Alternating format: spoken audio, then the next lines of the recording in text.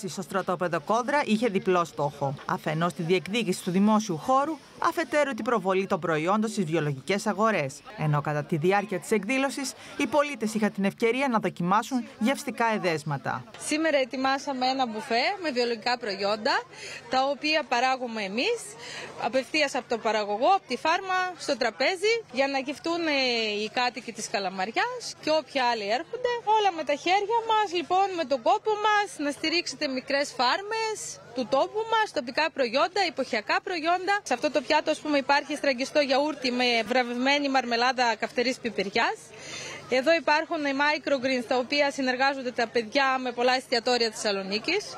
Κούκα μέλων, τα ψωμάκια μας, τις ελιές μας από Πελοπόννησο και Χαλκιδική. Μπορεί να έρθει σε επαφή ο καταναλωτής κατευθείαν με τον παραγωγό, ξέρει πού παράγεται η τροφή του, πώς παράγεται η τροφή του, με ποιον τρόπο και ποιος την παράγει την τροφή του. Είναι πολύ σημαντικό σε μια εποχή που πλέον χάνουμε τελείως το μέτρο με την τροφή. Η πολυδράση συλλόγων, φορέων και κατοίκων με τη συμμετοχή κινημάτων από Θεσσαλονίκη και Κατερίνη έχει ως τελικό στόχο την απόδοση του Κόδρα στην τοπική κοινωνία. Ο στόχος είναι όχι μόνο η ενημέρωση, αλλά και η περαιτέρω κινητοποίηση και συμμετοχή πολιτών, φορέων, σχολείων για παράδειγμα, στην συζήτηση για την επόμενη μέρα του Κόδρα. Θέλουμε αυτό το πάρκο να μην περάσει στα χέρια ιδιωτών, να μείνει αδόμητο, ελεύθερο, προσβάσιμο, ανοιχτό στην κοινωνία των πολιτών. Δημιουργήσαμε μια κοινότητα Κόδρα, μια κοινότητα πολιτών σε συνεργασία με την περιβαλλοντολογική οργάνωση Μαμαγαία, με σκοπό να ευαισθητοποιήσουμε τους πολίτες σε σχέση με την απόδοση του Κόδρα στην κοινωνία. Οι πολίτες ενημερώθηκαν για τις βιολογικές καλλιέργειες και τα προϊόντα. Η βιολογική αγορά της Καλαμαριάς ήταν η πρώτη που λειτουργήσε από το 2002.